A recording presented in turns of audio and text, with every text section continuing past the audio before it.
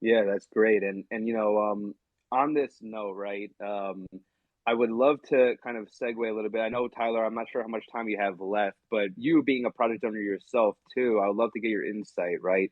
Um, a lot of projects, people say that 95% of the projects in this space are going to fail, right? And when you look at a lot of these projects, I feel like the first thing to really look at, right, or at least for me, when I invest myself too, or even just research into projects, is the team around it, right? So from your experience, how do you say what makes a great team, right? That can really propel the project Oh, and the company okay. itself in a I will be space. five Yeah. minutes late to my meeting, 5 to 10. Speak on this, and then I got to deuce after this. Okay. So the this is great. The biggest thing about compiling a team in this space is whatever the fuck you think you know about team building, throw it out the door. Because and it depends on the caliber and depth and your ability as a business owner to put together and qualify this and your degree of genuine next level leadership. But if you come with those things and you've done your research, then maybe don't throw that out the window.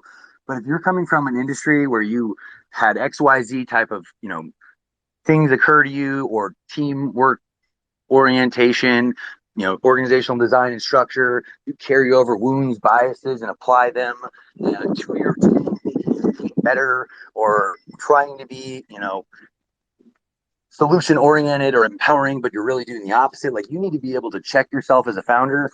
You need to be able to be on brand with what you're doing and do founder level shit, or you're going to implode your project. And this has happened a couple times. You got to be very, very, very careful about how much neurodivergent genius you put in one room without a leader that can put them all in your corners and talk to them individually and get them to align and deploy the value and mediate and arbitrate situations that occur. You have to have a multi-generational team of experts that can hit different demographics and deploy skills, which is a big reason why I like you guys.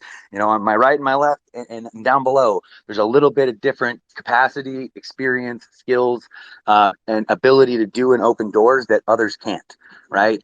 You can only move so fast and so far in the space by yourself or with a similar demographic team. I would suggest finding an old gray-haired wizard, a 30, 25 to 40-year-old wizard, and a young buck that can grind out on Twitter and be at least from the same industry if you're going to be completely oriented to your project. Or if you're trying to go macro, you better come with a massive degree of skill and talent that you qualified, figured out how to deploy, and have ways to empower and be a servant leader. Otherwise, you're fucked. And you're going to screw shit up and you're going to wreck your own project. And when things go wrong, you have to be able to look yourself in the fucking mirror and pivot creatively, shake yourself off, knock the dust off your shoulders, own what happened, and progress forward. You look to blame others for the failure of your project, you are going to fail because it ain't nobody's fault but the guy who's made it of why things aren't working in the way that they are or why resources aren't being utilized and empowered correctly. That's not their fault, especially if they're working for free. That's for goddamn sure, right? So come correct, be about it, and showcase that you believe in the ideals and ethics of this space, and all will be well. How fast it comes, how much you make, how big it hits, TBD, right? But will you succeed in the long term if you come correct and are willing to make the sacrifices necessary to get your thing to life? Absolutely.